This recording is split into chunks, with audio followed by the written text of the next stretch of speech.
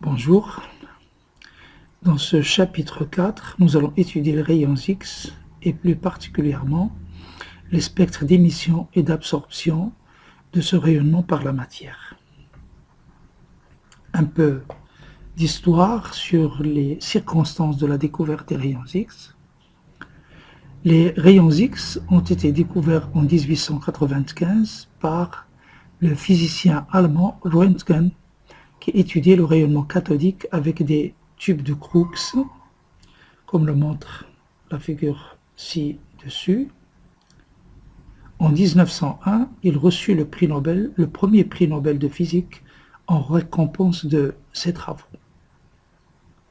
C'est quoi un rayon cathodique? Un rayon cathodique est un faisceau d'électrons produit dans un tube de verre sous vide équipé d'au moins 2 électrodes, comme le montre la figure suivante, où C est la cathode qui est chauffée par une faible tension pour produire les électrons, et P c'est l'anode. Alors l'anode est soumise et polarisée par une haute tension B pour faire accélérer les électrons produits au niveau de la cathode qui viennent frapper donc l'anode P recouverte de phosphore. Le 8 novembre 1895, il constate qu'un écran recouvert d'une couche de platinocyanure de barium, placé fortuitement à côté du tube de Crookes, devient fluorescent lors de la décharge, lors du passage des électrons de la cathode vers l'anode. Donc un rayonnement émané donc, du tube et venait impressionner donc, un écran fluorescent qui était là de manière fortuite. Alors il décide alors de faire l'expérience dans l'obscurité en plongeant son tube de Crookes dans un caisson opaque. Et il constate que le résultat est identique à la situation précédente. Le physicien place ensuite différents objets de différentes densités entre l'anode et l'écran fluorescent. Et on déduit que ce rayonnement traverse la matière d'autant plus facilement que celle-ci est peu dense et peu épaisse. Alors, ce rayonnement inconnu pour l'époque est baptisé rayons X. Il tire les conclusions suivantes. Ce rayonnement X est faiblement absorbé par la matière et son absorption est fonction de la masse atomique des atomes absorbants. Les rayons X sont diffusés par la matière, c'est ce qu'on appelle le rayonnement de fluorescence. Les rayons X impressionnent la plaque photographique et, si vous voulez le constat important, les rayons X ont pour origine l'endroit où arrivent les électrons, c'est-à-dire l'anode. La première radiographie X, à l'origine de l'imagerie médicale, est la main d'Anna Bertha, qui est l'épouse du physicien, qui montre, si vous voulez, comment les rayons X traversent, si vous voulez, de manière différentielle les différentes parties de la main, c'est-à-dire la chair, les os, etc. Quelle est la nature des rayons X? Le rayonnement X, tout comme la lumière visible ou le rayonnement gamma, est un rayonnement électromagnétique. Il est caractérisé par un champ électromagnétique sinusoïdal qui se propage à la vitesse de la lumière. Alors sur le spectre électromagnétique, les rayons X se trouvent entre l'UV et le rayonnement gamma. Ce sont des rayons de forte énergie, de courte longueur d'onde. Les longueurs d'onde sont comprises entre 1 centième de nanomètre et 10 nanomètres. Alors pour étudier ces rayons X, et surtout les spectres d'émission de ce rayonnement-là, on a fabriqué des tubes à rayons X qui utilisent le bombardement électronique. Un des tubes connu pour ces expériences, c'est le tube de Coolidge. C'est un tube en verre sous vide. Nous avons une cathode pour produire les électrons, donc soumise à une tension UH pour le chauffage et la production d'électrons. Et nous avons donc l'anode qui est un métal. Et ici nous avons une partie technique, c'est un circuit d'eau pour refroidir la cible, car lorsque les électrons vont bombarder la cible va chauffer, donc on la refroidit pour maintenir l'expérience dans des conditions correctes. Donc c'est suite donc la cathode et l'anode sont soumises à une tension accélératrice qui va permettre d'accélérer les électrons du niveau de la cathode vers l'anode. Donc les électrons sont extraits par chauffage au niveau de la cathode et sont accélérés par une tension UA. Le faisceau est focalisé de manière à bombarder une cible métallique qui peut être en tungstène, en molybdène ou en cuivre et qui constitue l'anode du tube. Alors c'est suite à ce bombardement-là que nous avons une émission de rayons X. Alors c'est ce que nous allons essayer d'analyser. On va essayer d'analyser l'intensité de ce rayonnement émis, en fonction bien sûr de la longueur d'onde ou de la fréquence. Alors, analyse du spectre d'émission de rayons X. Sur les deux courbes suivantes, nous avons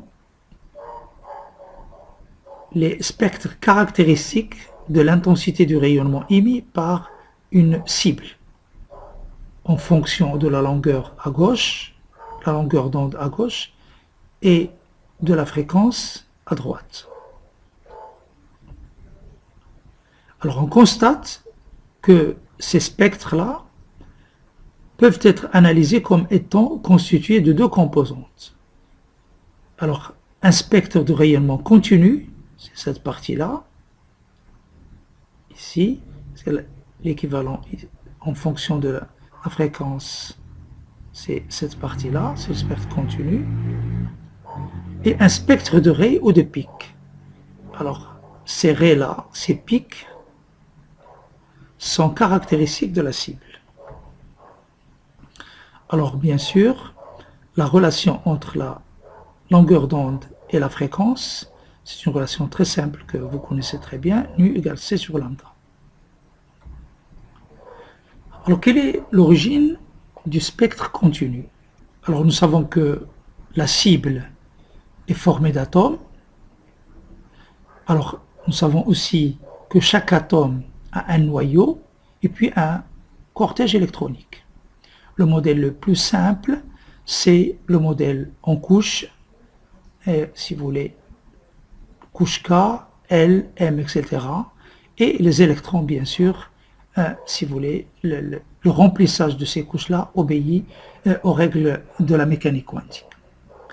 Alors lorsqu'un électron fortement accéléré arrive, si vous voulez, et pénètre, lorsqu'il arrive à pénétrer dans l'atome, en principe, s'il ne voit pas le champ d'interaction du noyau, il va continuer tout droit.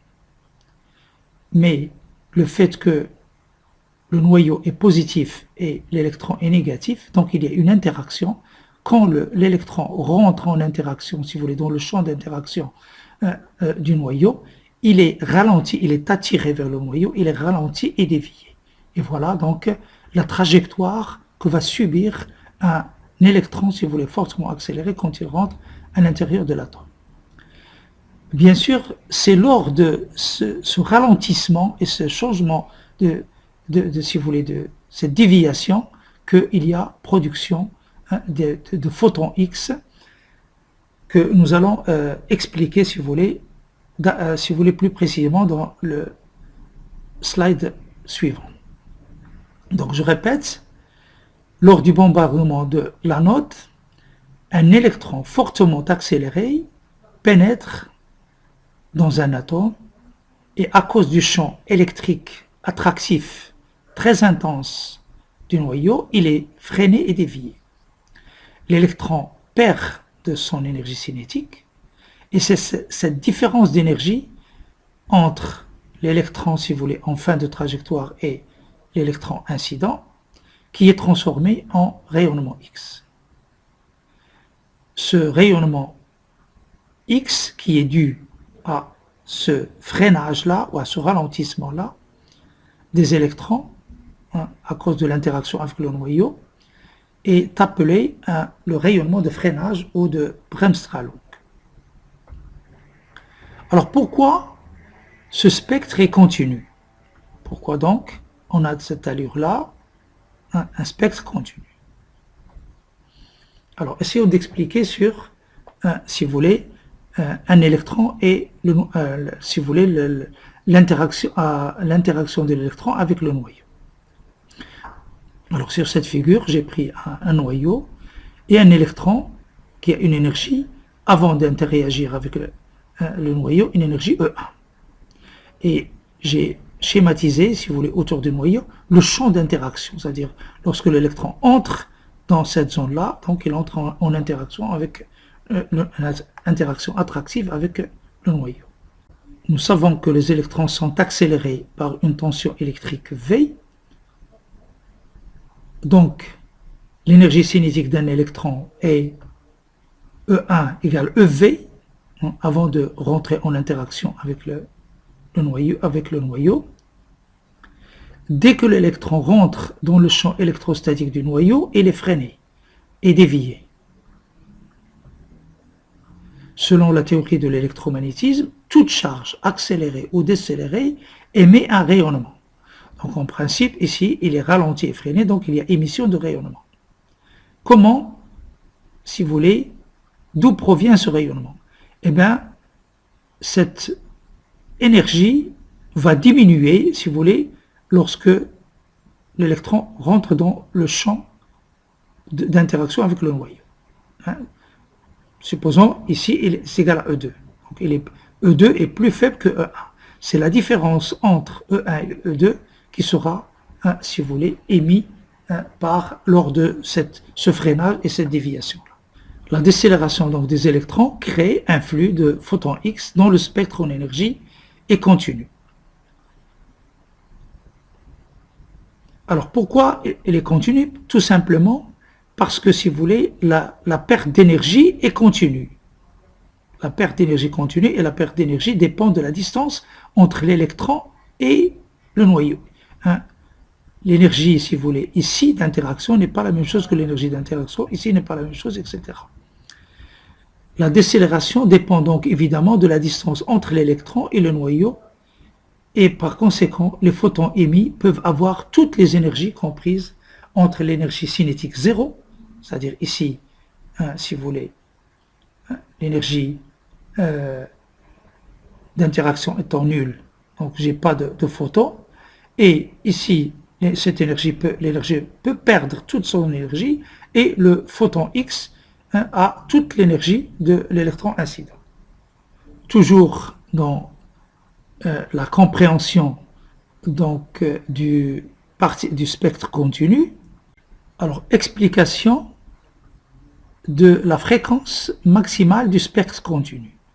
Pourquoi le spectre continu, si vous voulez, s'annule à une fréquence maximale? Alors, nous avons vu que l'énergie rayonnée, E égale h nu égale E1 moins E2. Donc, c'est la perte d'énergie lors du freinage qui est à l'origine de l'énergie des photons, l'énergie h nu des photons émis. Mais dans ce processus, nous avons dit que l'électron incident peut perdre toute son énergie cinétique en une fois, c'est-à-dire E2 égale à 0. Et par conséquent, cette énergie E égale E1. Ce qui conduit, si vous voulez, à une limite supérieure à la fréquence du photon émis. En effet, le E1 égale à EV, et quand E2 égale à 0, ce E1 égale h nu. Et puisque ça c'est constant, donc, si vous voulez, ce h nu, si vous voulez, doit être constant, donc ce nu doit être une fréquence maximale, puisque cette énergie est maximale. Donc nu-m, comme si j'identifie ces deux relations-là, nu-m, cette fréquence maximale, est donnée par EV sur H. On constate donc que la fréquence maximum dépend uniquement de la tension accélératrice et non du métal qui constitue la cible. Ça ne dépend que du dispositif expérimental. Donc, comme le freinage dépend de la distance à laquelle l'électron se rapproche du noyau, les photons émis ont toutes les énergies comprises entre l'énergie cinétique 0, c'est-à-dire ici, et, si vous voulez, E1, si vous voulez, nu maximum, c'est énergie maximale ici.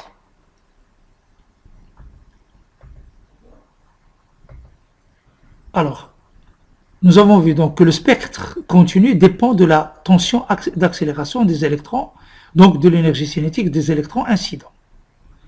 Donc, chaque spectre présente une limite brutale du côté des hautes fréquences.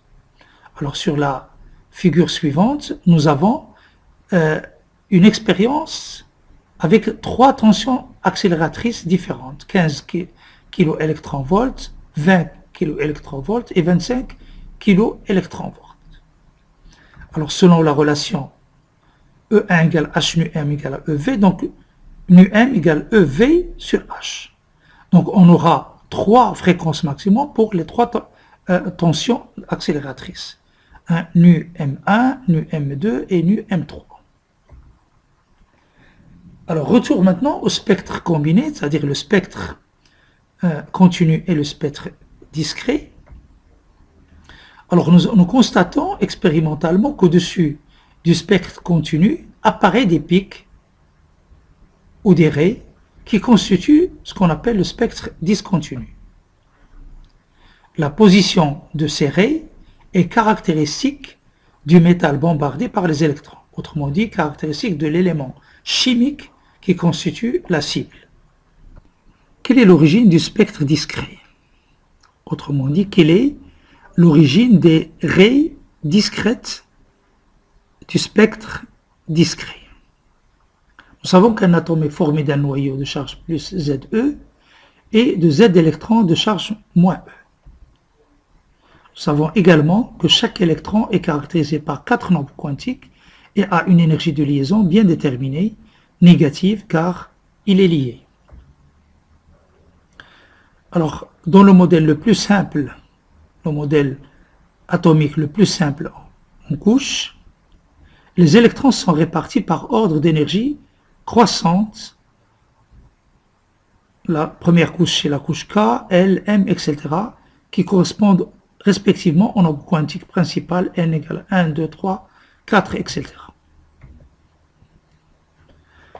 Alors, essayons de comprendre, si vous voulez, l'origine d'une raie ou du spectre discret. Alors, dans cette figure de l'atome, si vous voulez, en modèle de couche, nous allons supposer que nous avons un électron du faisceau 1 qui entre en collision avec un électron de la couche K. Alors, s'il arrive à éjecter l'électron 2, donc il y a une place vide au niveau K, donc une place disponible, et ça déstabilise donc l'atome. Alors, pour retrouver sa stabilité, un électron des couches supérieures vient, si vous voulez, remplir ce vide. Cet électron 3, il peut venir de la couche juste supérieure, c'est-à-dire la couche L, ou bien la couche M, ou d'une couche supérieure. L'essentiel, ce sera d'une couche supérieure. Donc, il s'agit là d'une transition d'un niveau supérieur vers un niveau inférieur. Et nous savons que lorsque nous avons une transition d'un niveau supérieur vers un niveau inférieur, transition d'un électron d'un niveau supérieur, d'une énergie supérieure vers une énergie inférieure, nous avons émission d'un photon d'énergie H nu M, nu Mn, qui est tout simplement la différence entre ces deux niveaux d'énergie Em moins En. Donc, le fait qu'un électron vienne d'un niveau supérieur pour remplacer l'électron éjecté, ça a pour effet de libérer de l'énergie sous forme de rayons X. Le photon X libéré est dû donc à une transition entre deux niveaux d'énergie discrets, comme le montre la figure suivante. Il a donc une fréquence bien déterminée, nu-mn, ce qui correspond à une raie ou un pic sur le spectre d'émission, comme le montre ici cette figure-là. Alors, nomenclature de ces transitions.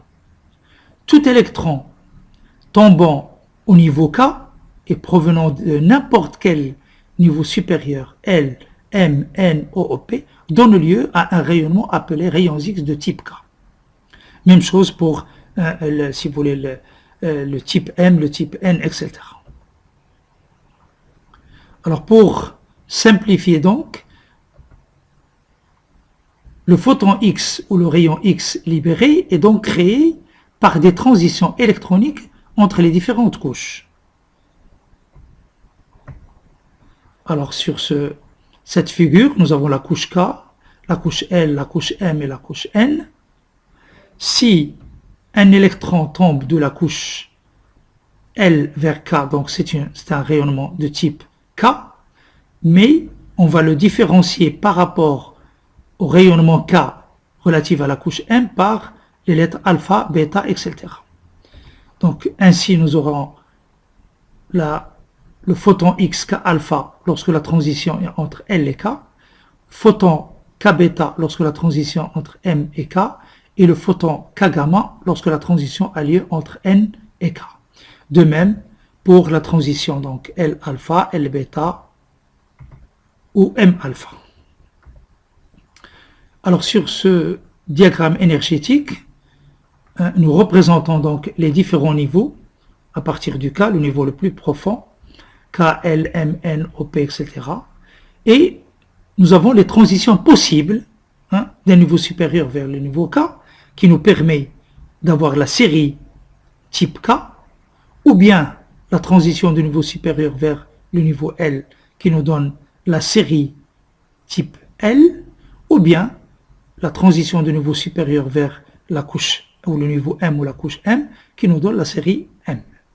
Alors, nous devons retenir que le mécanisme physique qui est à l'origine du spectre de raie ou du spectre discret se fait suite à une excitation électronique, donc éjection d'un électron d'une couche profonde, et les photons X sont le résultat d'un réarrangement électronique à l'intérieur de l'atome. Ces photons ont des fréquences bien déterminées qui correspondent aux transitions respectivement K, L, M, N, O, etc. Si la cible change, l'organisation relative des raies est préservée, car elle est indépendante de la composition chimique de la cible. Il faut noter que l'énergie change en fonction des transitions, si vous voulez, pour chaque élément. Alors les fréquences des raies sont caractéristiques de l'élément chimique en raison des niveaux d'énergie des électrons du cortège de chaque atome, caractérisant un élément chimique donné. Théoriquement, ces fréquences sont définies par la loi expérimentale de Moseley qui nous donne les fréquences entre transitions Mn qui est égal à K fois RH Z moins sigma au carré, où le RH c'est tout simplement la constante de Rydberg avec la masse de l'électron, la charge de l'électron, constante diélectrique, vitesse de l'électron et constante de Planck. K est une constante caractéristique de la transition entre le niveau M et N, et sigma c'est une constante d'écran qui caractérise le type de la transition Mn. Passons maintenant à l'étude de l'absorption. Alors, en interposant divers matériaux sur le chemin du faisceau de rayons X, on peut mesurer le pouvoir absorbant d'une substance donnée.